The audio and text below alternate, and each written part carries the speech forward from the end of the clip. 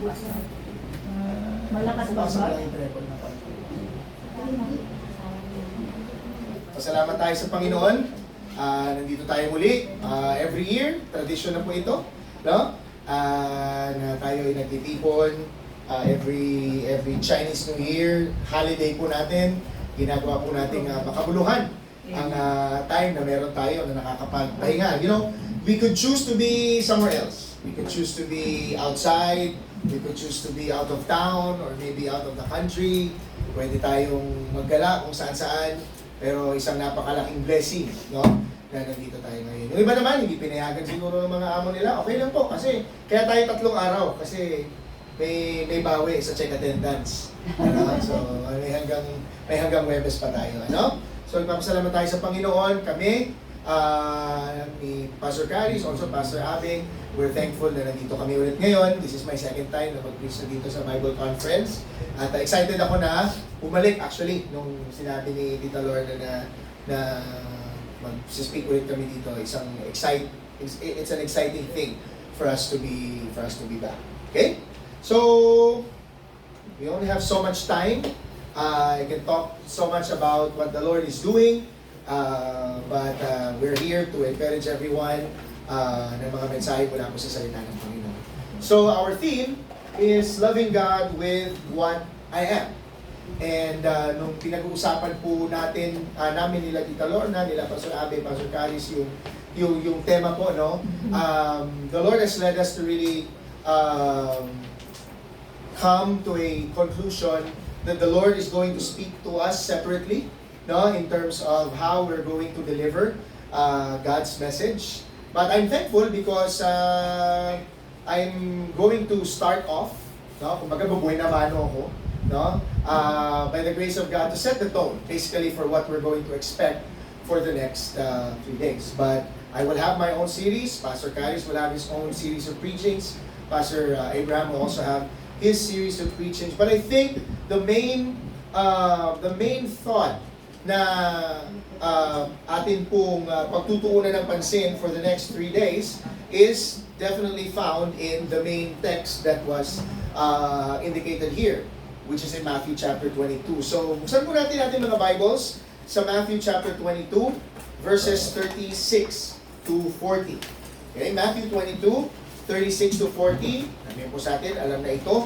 Ano? At yung iba siguro, memorize na ito. Purihin po Panginoon. Kung memorize po natin ito, no? So, hayaan niyo po na basahin ko po ang mga talatang ito and you may follow me with your eyes. Matthew 22, 36 to 40. The word of the Lord says, "Teacher, which is the great commandment in the law?" And he said to him, "You shall love the Lord your God with all your heart, and with all your soul, and with all your mind. This is the great and first commandment. And the second is like it. You shall love your neighbor as yourself. On these 2 commandments depend all the law and the prophets." No? Muli po Panginoon. At tayo po manalangin sa ating pong pag-aaral ng kanyang salita. Panginoong Diyos, maraming salamat po sa napakagandang araw na binigay niyo po sa amin upang kami ay inyong tipunin sa lugar po na ito upang mag-aaral ng inyong salita. For the next 3 days, we're going to hear a lot of messages about what it is, what it means, or what it requires for us, followers of the Lord Jesus Christ, to love God with what we have, or what we are, or with all that we have. That's why dalangin po namin, Panginoon, ay tulungan niyo po kami at buksan niyo po ang aming mga puso't isipan at tanggapin lahat ng mga katotohanan aming matutunghayan sa umagang ito, sa buong maghapong ito, at sa susunod po na 3 araw. Whatever it is that does not hold value sa mga pag-aaralan po namin for the next 3 days, Lord, I pray that the wind will just drive it away, and whatever seeds of truth, principles that we can learn from your word, may it be truly kept and planted in our hearts upang sa ganon ay maisagawa at mai-apply po namin ito sa aming pong buhay. Maraming salamat. Kung aming dalangin sa pangalan ni Jesus. Amen. A few years ago, may isang Filipino domestic helper in Hong Kong that was interviewed. No? Matapos po ang 18 pagtatrabaho niya dito, no? Nung siya po ay umuwi. No? Sa takbo ng interview, lumabas po na she had missed so much. And I'm sure that when I'm going to enumerate these things, ay makaka-relate po tayo kaagad. No? The OFW said that she missed her son's first day of school. Yung pag-graduate ng anak niya na babae. Yung panahon na namatay ang kanyang ama. Maraming mga birthday, maraming mga Pasko ang hindi po siya nakauwi at nakasama ang kanyang mga pamilya. No? Nung tinanong po siya kung bakit po hindi siya umuwi, why did she stay for so long? No? Isa lang po sagot niya, para sa pamilya ko. Dahil mahal ko sila. Alam ko po na lahat tayo dito would basically answer that same question with this same answer. Tama po ba? Mahal ko ang pamilya ko, ginagawa ko ito para sa kanila. Pinakita niya yung mga litrato ng kanyang mga anak, cellphone niya, no? Puro malalaki na. No? And then while she was showing the pictures doon sa nag-interview sa kanya, parang siguro napa-side comment lang siya. Sabi niya, alam mo, minsan pagod na ako. Minsan gusto ko nang umuwi. Pero pag naaalala ko kung bakit ako nandito, lumalakas ako. At I'm sure ganun din po tayo. Naghahanap tayo ng paraan para tayo ay lumakas, no? Sumigla para sa mga panahong nandulupay-pay tayo, namumulila tayo, gusto na nating umuwi, nakakahanap tayo ng dahilan para magpatuloy. At yan po ang kapangyarihan ng pag-ibig. Amen. That is the power of love that makes sacrifice possible. Love that makes endurance bearable. Makahirap pero mag-i-endure. No? Love that in spite of distance, in spite of separation, ay nasusurvive. No? Ang siguro if there's one movie talaga that would really clearly describe yung plight ng mga OFWs, hindi lamang po sa Hong Kong, but I think all over the world, yung pelikula talaga ni Elma Santos, no? Mga Bilmanians dyan, taas kamay. No? Kasi relate si Ate B sa inyo eh. Di ba? Because of that film, you know? And that film really shows love. No? Na minsan ka, nami-misinterpret na, di ba? Pero, bakit nila ginagawa ito? Dahil sa pagmamahal nila sa kanilang. Now, let me ask you something that is a little deeply personal. If our love for our family can sustain you through 18 years abroad, what kind of love should we have for the God who saved our souls, who sustains our breath, and secures our eternity? Kung meron tayong ganitong klaseng pag-ibig sa pamilya natin, anong klase ng pag-ibig ang binibigay natin sa ating Diyos? Sa ating Panginoon na nagligtas sa atin, nagbigay sa atin ng buhay na walang hanggan. Hanggang ngayon ay nagbibigay sa atin ng buhay araw-araw, nakakahinga tayo. No? At ang pag-ibig ng Diyos na nag-secure ng ating eternity. Dito po sa passage po na pag-aaralan natin, no, as my assignment, no, if we're going to take a look at Matthew chapter 22, no, ang context po nito before Jesus said this was that itong mga religious leaders, they were testing Jesus. No? They were asking questions, no? Hanggang dumating sa punto na tinanong na nila si Jesus, no? Which is the great commandment in the law? The religious leaders were trying to trick Jesus into coming up with a law, you know, that is, you know, parang ito lang, no? Pero ang sagot niya po ay hindi na bago. No? In fact, if you're going to take a look at his response, what did he do? He actually quoted scripture. No? In Deuteronomy chapter 6 verse 5, dyan po natin malalaman yan. Yung Shema. No? When Moses reminded the Israelites that they should love the Lord their God with all their heart, with all their soul, with all their mind, with all their strength. He also quoted Leviticus chapter 19 verse 18. Sabi po dyan that they must love their neighbor rightly. And then, He issues a very profound statement. Ang sabi niya, on these two commandments depend the law and the prophets. Kung titignan po natin, tama eh. Kasi, when you look at the Ten Commandments, the very first set of laws na binigay ng Panginoon sa mga Israelites, the first 5 commandments talks about how one would deal with his relationship sa Panginoon. You shall have no other gods before me. You shall not make any images. Okay? You shall not take the name of the Lord in vain. Okay? You must remember the Sabbath day to keep it holy. I'm sorry, the first 4 commandments. It talks about how one must relate to God. And that's what loving God means. Not having other gods. Not worshiping idols. Okay? Not taking the name of the Lord in vain. And then the rest of the 10 commandments deals with how one will deal with another. You shall not murder. You shall not steal. You shall not bear false witness. You must not covet. No? So kung titignan natin, sinamarize ni Jesus yung 2 commandment, yung 10 commandments into 2 main commandments. Sa sinabi niya, on these 2 commandments depend all the law and the prophets. When Jesus said, depend on the law and the prophets, no, yung salitang depend, yung idea niyan is that ikaw ay nasa bangin, mahuhulog ka na, pero meron kang hawak na sanga na doon mo, you're holding your life dear unto it. Para hindi ka mahulog.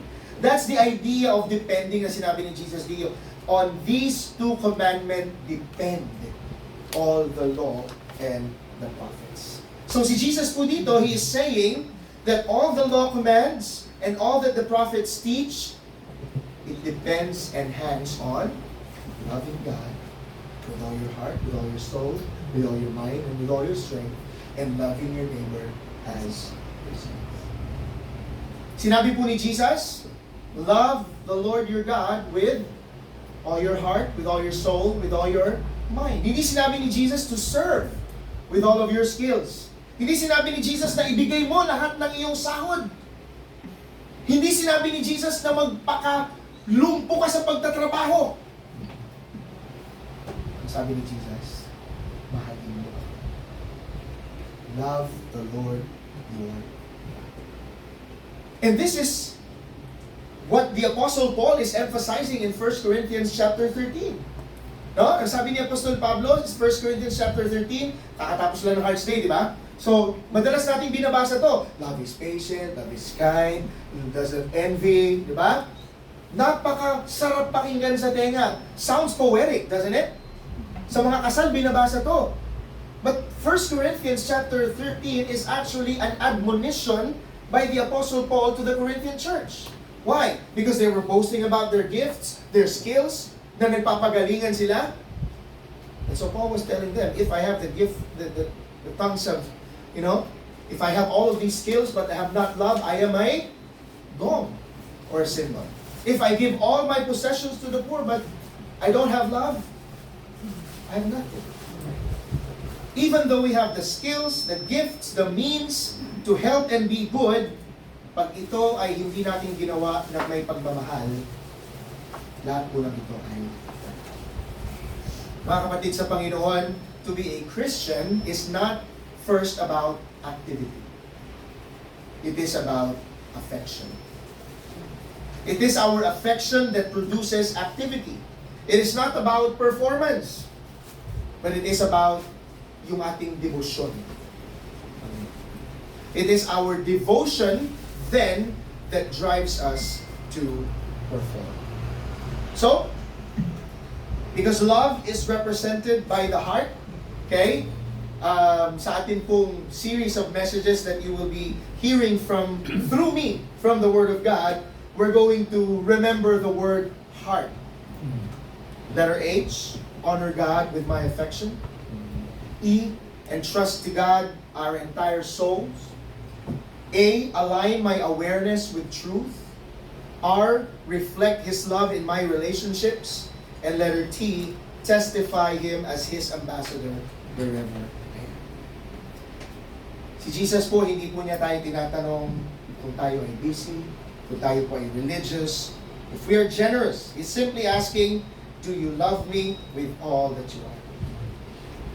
Not partially, not emotionally only, not intellectually only, but completely. Yan po ang nais po nating ma-accomplish sa series na ating po pag-aaralan. And I think it's also the same goal that the rest of my co-speakers would like to achieve as well.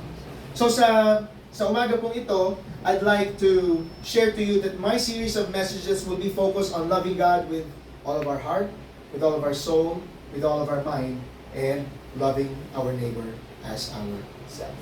So, for the first part of my series here, we're going to talk about honoring God with my affection. Love the Lord your God with all your heart. The reality is that lahat po tayo may mahal. Tama po ba? Ha? Eh kung yung katabi mo, tingnan mo ngayon, masasabi mo ba na mahal mo siya? Amen. Hindi kayo makatingin sa katabi nyo. Whether it's a person, whether it's a place, whether it's a thing, we all love something. Okay? Tama po ba? Okay? We are all passionate about something. Alam ko, karamihan sa inyo dito, mahilig sa hiking. No? Kaya pag nag-iya kayo ng hiking, hard pass. No? Hindi ko makalimutan 2 years ago, si Tita Lorna, pinalakad ako sa Tayo. Pinakain ako ng masarap na beef brisket noodles, pero 23,000 steps yung inabot namin dun sa Tayo na yun. Ano? Because she can walk for long hours because that's what she's passionate about. Huh? Any activity that we do that we are passionate about, we love it. I love basketball. No? Kung kaya lang ng katawan ko na araw-araw, maglalaro pa ako. Kaya pa, pero medyo hindi na rin tayo bumabata. No? Maglaro ka ng isang araw, 3 araw na yung recovery. No? Dati 3 laro sa isang araw, wala pang recovery yung kinabukasan, kaya pong maglaro. Diba? Many other things. We can be passionate about food. Diba? Pag pupunta ako dito, nahanap ko lagi pagkain. Pero Jollibee ko ng pagkain. Dumayo ako para kumain ng Jollibee, no? We cannot be overly passionate with food as well because may kasamang maintenance niya. Tama? Diba? No? That's the reality. Okay? But in this reality, there's also what we call a rivalry. Because itong mga bagay that we are passionate about, nag-aagawan ito ng atensyon natin. Diba? We can be passionate about music. We can be passionate about traveling. We can be passionate about fashion. At minsan, nag-aagawan itong tatlong ito. No? Saan ko ba gagasusin yung pera ko? Sa music, sa travel, or sa fashion? Diba? There are things that compete our affection. Maging tao, ganoon din. No? Pero huwag nyo nang kantahin yung sana dalawa ang puso ko. Hindi totoo yun, hindi mangyayari yun. Because again, that's the reality. There are things in life that compete for our attention. Ngunit, as far as God is concerned, there's only one requirement. No? God demands our total devotion. Tama po ba? God demands our total devotion. And more than that, God deserves our total devotion. Tama po ba? Okay? Hindi tinatanong ni Jesus kung mahal natin siya. No? The Bible says we love Him because He first loved us. So the question should be, ako ba ang iyong pinaka? O pwede rin na ako lang ba ang iyong? Ha? Kaya nga sa mag-asawa, di ba? Mali yung tanong na am I your number one? Kasi pag sinabi mo, you are my number one, ibig sabihin, may number two, may number three. Di ba? At dapat ang tanong mo, am I your only one? Ganun dapat. Ganun pala yun. Sigurado. Di ba? May natutunan na naman tayo. May natutunan na Di ba? naman tayo. Kaya minsan, mag-ingat din tayo sa mga tinatanong natin. No? Dahil baka may mga sagot tayo hindi natin gusto. Diba?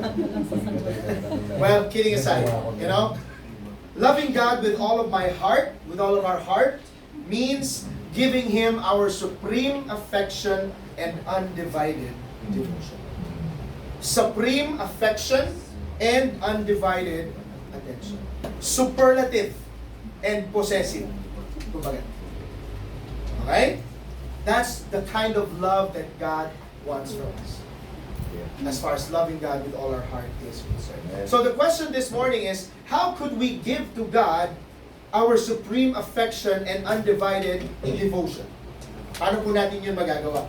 No? So this morning, let me share 3 simple ways.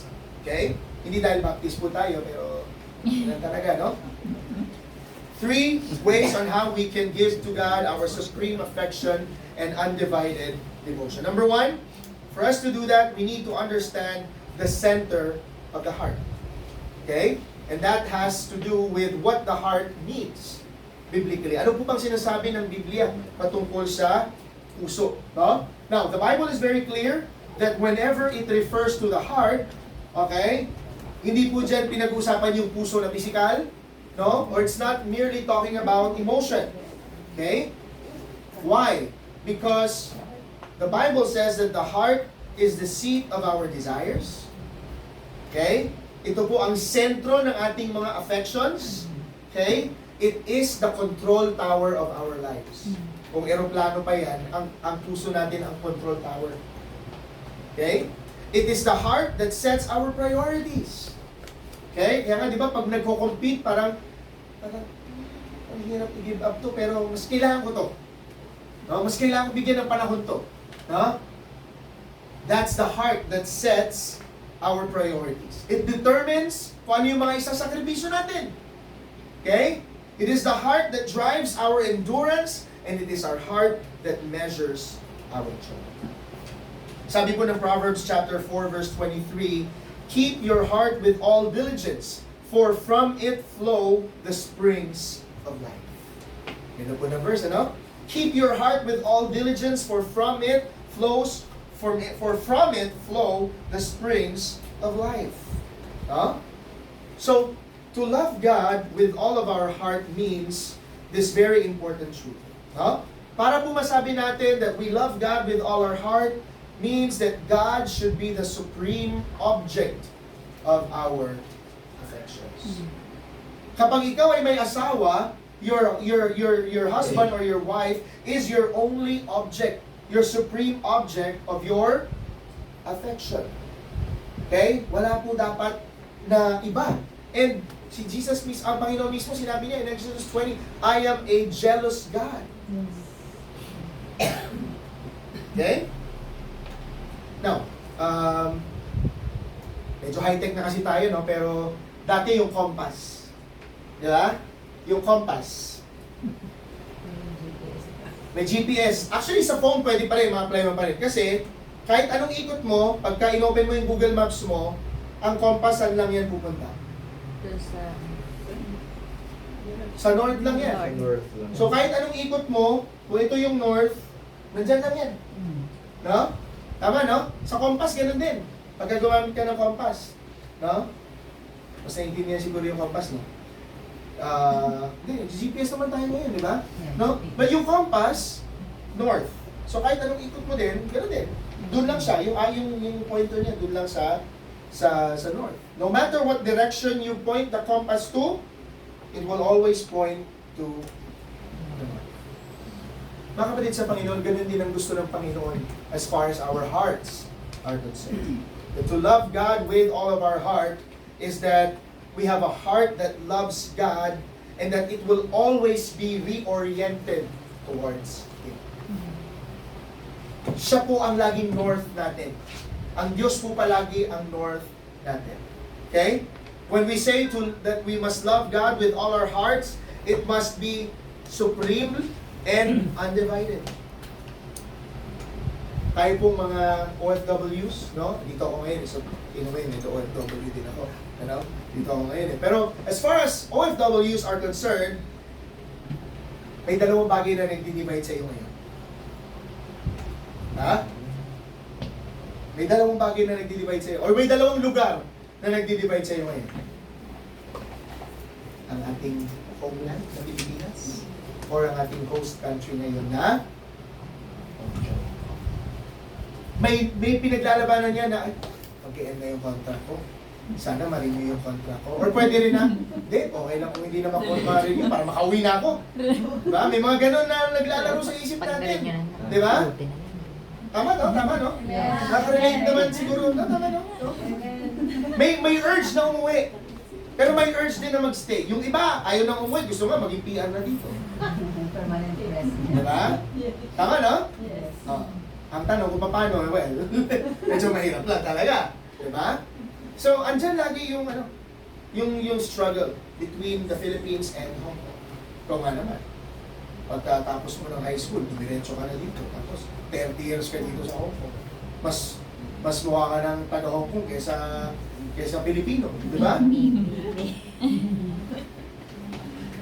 Aside from that, it could also mean that your heart is divided between umuwi ka sa Pilipinas dahil nandun ka, may mga na-invest ka na doon, no? Pero dito, sabi nga nila, ang Hong Kong daw ay the ultimate layover. No? Stopover lang daw ang Hong Kong kasi may mga iba nga naman talaga nagiging stepping stone ng Hong Kong to go to the US, to go to Canada, diba? Parang si Catherine Bernardo, diba doon sa Ilola Pupay? Diba? Yun ano yan eh. Sa kanya ko naman yung linya nito. Ang Hong Kong ay stopover. Diba? No? So, it could also divide your attention. No? Ilang taon na ako dito, malapit na ako magkaroon ng makakapunta na ako ng Canada. No? Pero may pamilya ako na sinusustentuhan ko. No?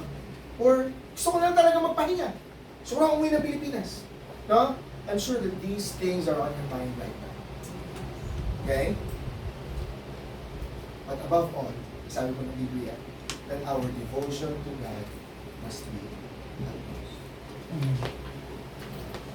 Our love for God must be utmost. At ang ibig sabihin po nito is that God must be at the center of our lives. Hindi yung after kay Lord, the rest ng buhay mo sa iyo na. No, hindi po ganoon. Sa lahat ng aspeto ng buhay natin, kailangan kasama natin ng Diyos. Amen. Sa career natin, no? Sa pamilya natin, sa mga personal nating buhay, kailangan kasama natin. At nandyan lagi ang to love God with all our heart means, sabi nga ng isang kanta, the human heart is easily swayed and often betrayed by the hands of emotion. Kaya sabi ng kanta, guard your heart. Which brings me to my second way of how we can love God with all our hearts, how we can give God our supreme affection and undivided attention, not only by understanding the center of the heart, but by also identifying the competition of the heart. We are going to understand what are the dangers of divided attention. Because hindi po sinabi ni Jesus dito that you must love the Lord your God with some of your heart. He's not after partial love. Okay? Again, God is a jealous God. Okay? And minsan, no? Minsan mahirap man sabihin, pero ayaw din naman natin na parang lagi na lang tayo naghahanap ng mali sa atin na mga mananampalataya. Pero totoo din no?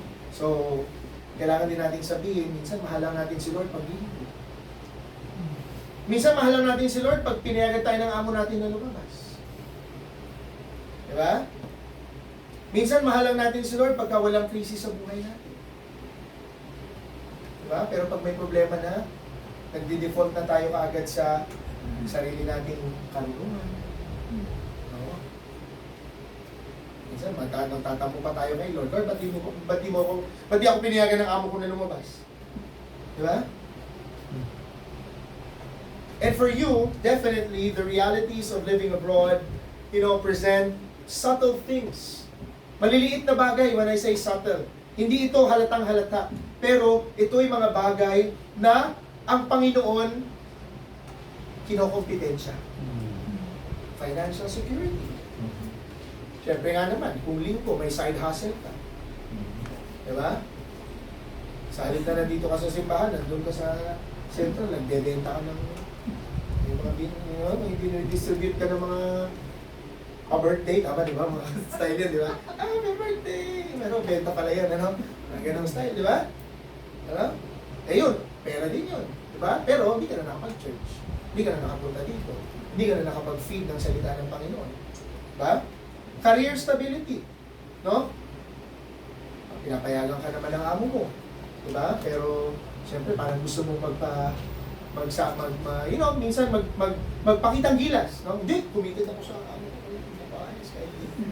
Di ba? Again, the opportunity to go into other countries and use this stint of yours here in this country as a stepping stone. Huh? Even the possibility of citizenship. I don't know how possible it is sa atin dito ng mga OFWs, no? Wala pong masama sa mga bagay na ito. Okay? Ang pagkakaroon din ng marangyang buhay, maayos na buhay, wala pong masama dito. Kahit yung pera hindi naman po masama No? Kapon po, nanonood ako ng mami ko, bago pumunta dito, nanonood ng Showtime. Narinig ko si Vice Ganda, sabi niya, money is the root of all evil. Mali eh. Mali eh. Money is not evil, but the love of money. Your affection towards money is, pwedeng the lack of money din. The lack of money is the result of evil. But the love of money is the root of all evil. Just as these things that we desire for our lives are not bad, because they are amoral things, they're neither moral or immoral. Now, when we start to love them more than we love God, it becomes sin. When we love these things more than we love God, it can slowly replace God as the ultimate subject or object of our affection. Mga kapatid sa Panginoon, si Jesus ayaw niya po ng shared custody as far as our hearts are concerned. Sabi po niya in Matthew 6:21, where your treasure is, there your heart will be also. And we must be really decided. No? We must resolve to really love God and erase all competition. No? Kasi sabi din ni James, in James chapter 1 verse 8, a double-minded man is unstable in all his ways. If you're unstable, then it could lead you to love other things more than we should love God. Si Jesus hindi po nagtatanong, is God important to you? Hindi yun ang tanong ng Panginoon sa atin. Because we know already. We should know that God should be important. But what God is asking probably is God supreme in your affections? Sabi po ni Augustine, you have made us for yourself, O Lord, and our hearts are restless until they rest. We should continually long for satisfaction in God until we are fully satisfied and that there's complete rest already. This is what Augustine is saying here. Because God has made us for Himself. Tayo po ay nilikha ng Diyos. And because tayo po ay nilikha ng Diyos, tayo po lahat ay subject sa naglikha sa atin. Tama po ba yan? Very basic po na katotohanan yun, no? Because we are created in the image of God, and because it is God who created us, then we must subject ourselves to Him. Kaya siguro yung mga tao, kung ano-anong mga teorya na yung pinagagagawa, para lang mawala ang accountability natin sa Panginoon. Alam mo, hanggang ngayon, yung theory of evolution, theory pa rin na. It will never be a fact. They will always do their best to take God away from the very purpose why we are created. Because they don't want accountability. They don't want to hold themselves accountable to their Creator. So, to love God with supreme affection and undivided devotion is to identify the competition. So what is it that competes with God?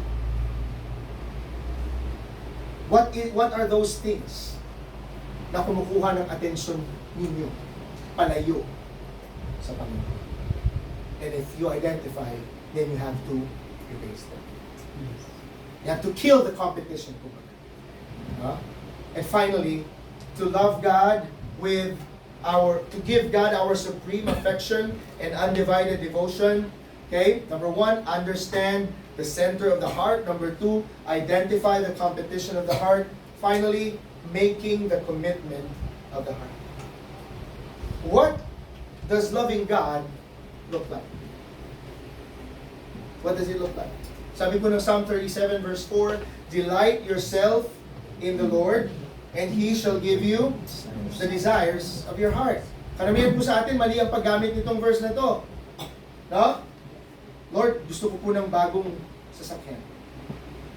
So, from the time na nanalangin ka, babasa ka ng Bible, mag-pray ka, attend ka ng church, active ka, o pwedeng lahat ng ulam, kada linggo ikaw magluto, no? Bali nang may toka yung iba, hindi, akuin ko na.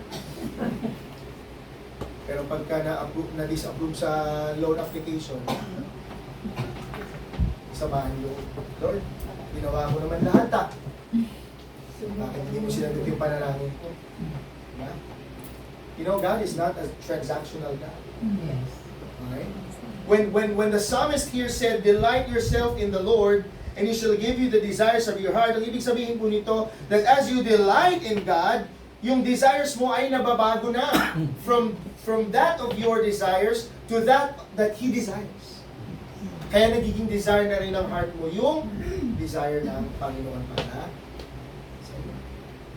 That's what loving God should look like. Delight yourself in. Now, let me ask you this question. You don't have to answer it loud, but sino po sa atin bago pumunta dito sa church ay nagbasa ng Bible? Amen. Di na, kasi 4 na preaching sa buong maghapon ito, magbabasa pa ba akong Bible? Baka malunod na ako sa salita ng Panginoon. Lampas ka ng langit. Tapos 3 araw pa. Baka pwede naman din mo na ako magbasa ng Bible. But the Bible tells us you shall meditate on God's Word day and night. This book of the law shall not depart from your mouth, but you shall meditate on it day and night. Sino po sa atin dito ang nabasa na ang Bible from Genesis to Revelation? Genesis to Exodus. Genesis to Exodus Hindi lang. natapos. Actually, madalas master natin ang Genesis, Exodus kasi pag gumagawa tayo ng Bible reading plan, January 1, sipag natin. Pero pagkatapos na ng Exodus, nakita mo na yung Leviticus offerings, burnt offering, sin offering, grain offering. Tapos pagdating mo sa Numbers 10, pinakamabigat na book yan eh. Bigat. Di ba? Ayaw mo nang basahin. Pero nais ng Panginoon, mabasa natin ang kanyang buong salita. Tama? Di ba? Pero I'm sorry to ask, but this is a reality check for all of us. Ilang taon na tayong Kristiyano pero hindi pa natin nababasa yung Bible from Genesis to Revelation? Wala ba tayong intentional effort to read the Bible from beginning to end? I have, but almost Praise God. I mean, may concern, may intentional effort. You know, that's following a Bible reading plan would be very helpful. No? I don't mean na please don't get me wrong, but again, this is a reality check for all of us. No? Kung mahal natin yung Panginoon, basahin natin yung Bible. Diba? Mahal natin yung Panginoon, mag-pray tayo araw-araw. Hindi mo sasabihin, mahal mo yung Panginoon, pero linggo ka na lang pupunta dito. Diba? Tama? Minsan magpupunta pa tayo dito sa linggo, daladala pa natin yung mga pagkain natin sa mga amo natin. Nadadami pa yung mga kapatid natin dito minsan. Diba? Tama po ba? When we say we love God, we must commit. 1 chapter a day. Okay? Sabihin natin, it will take you 2.5 years to finish the whole Bible by reading 1 chapter a day. But that's still an accomplishment. Di po ba? We must make that commitment. Sabi po ni Jesus in John 14:15, if you love me, keep my commandments. Hindi lang po natin babasahin, gagawin din po natin. The true measure of our love for God is by our obedience to His. Kung mahal natin ang Diyos, gagawin natin yan ng balubog. At hindi yung parang napipilitan ng buong tayo. No? Coming to church and becoming a part of a church family, no, especially in this context, napakahalaga. Pero kumbaga sa term ng pasok sa banga yung sitwasyon natin dito. Kasi tayong mga Pilipino, we always find a community easy. Tama po ba? No? Magsama-sama lang kayo ng Pilipino, maghanap lang kayo ng common ground dyan. Friendship. Eh kung may 3 pastor kayo na kayo kasama dyan, before you know it, church na kayo. Di ba?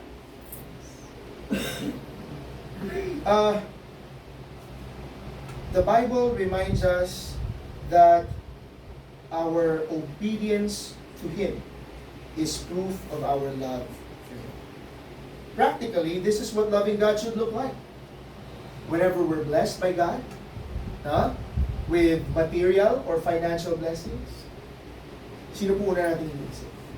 Siyempre, pamilya, tama naman po, iisipin po natin talaga pamilya, magpapadala tayo sa di ba? Withdraw deposit, di ba? Withdraw sa ibang account and then deposit sa ibang account para sa kung saan mang paglalaanan or what not, di ba? Pero yung account natin sa langit, Yes. ulahin natin. Unahin. No? Amen. Kasi kung ibibigay natin kay Lord, yung tira-tira na lang eh. Ano si Lord aso? Diba? God is very particular. God is the God of firsts. Tama po ba? The first portion. The firstborn. Amen. Diba? Eh kung sa mga sahod natin, huli na si Lord eh. Nagbigay ka nga, okay, pero I believe, yung conviction ko po, hindi mo na-honor yung Panginoon. Amen. No? Because God wants you to honor Him through your substance, no? By putting Him first. Siya ang una mong paglalaanan. Okay? Kaya pag tinanong kayo, saan may babawas yung offering? Sa gross or sa net? May gross or net ba kayo? Wala naman na tayo, no? No? Pero iba, gross or net. Yung iba kasi sa net na lang binabawas eh. No? For me, ako naniniwala ko gross. No? We treasure God more than our financial increase. We long for His presence more than promotion. No? I don't know how to qualify this. You know, iba-iba tayo ng context pagdating sa mga amo natin. May among mabait, may among Yes. medyo mabait lang. No? May among konti lang yung bait. No? Isang araw lang sa isang linggo. Diba? Hindi, okay yung pag wala na, ano na, huwag na talaga. Malala na talaga yun. Diba? Puro sila ang wala. But, you know, we should long for His presence more. Yes. Diba? Because, kahit naman na hindi kayo nakakapunta sa church, I mean, minsan naiintindihan naman natin, no? But then again, long for His presence more. No? Your feeding of God's Word will not only happen every Sunday or Saturday. It should also happen in your personal time with God. Amen. By reading the Bible and Yes. praying every day. We grieve sin more than we fear losing opportunity. God is not pleased when we sin. Ha? Siguro marami na tayong masasabi na marami ng paraan ang mga Pilipino to get by. Okay? But God wants us to honor Him by grieving over sin and not becoming a part of it. We remain faithful when no one sees you. That's what loving God is. That's integrity. Kahit ikaw na lang ang gumagawa ng tama.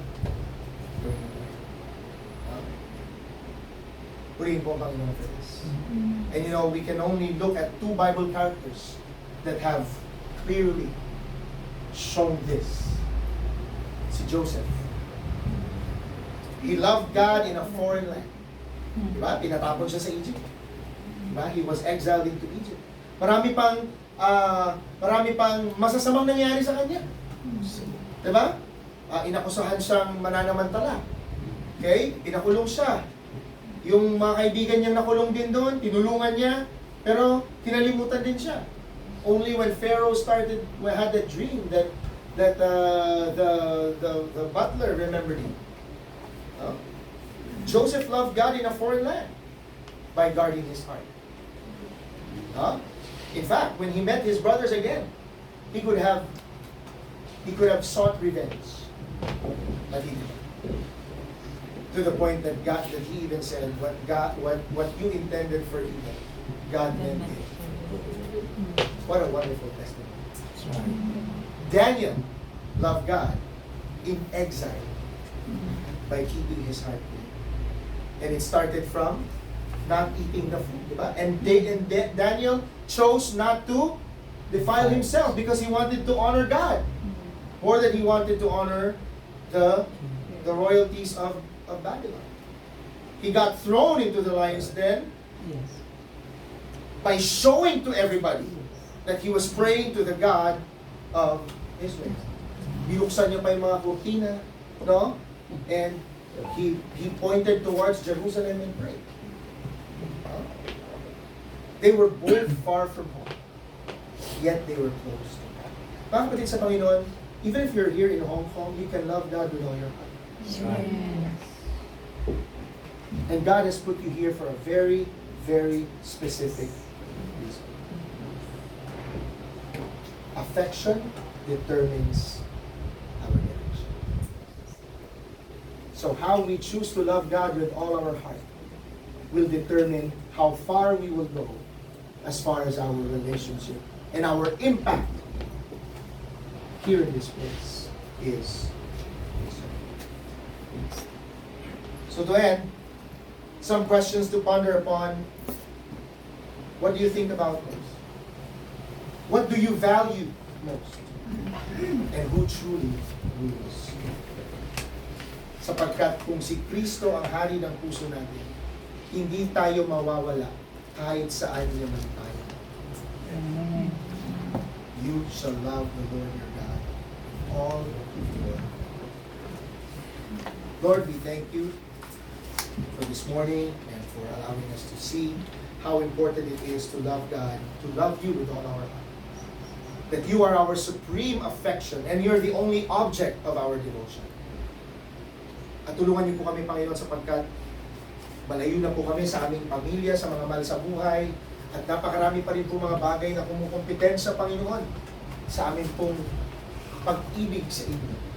But Lord, remind us of these things and help us, Lord, to be really intentional in showing our love for you, understanding what the heart truly means, identifying the things that take away our attention, our affection from you, and committing intentionally, saying that we're going to love you more than.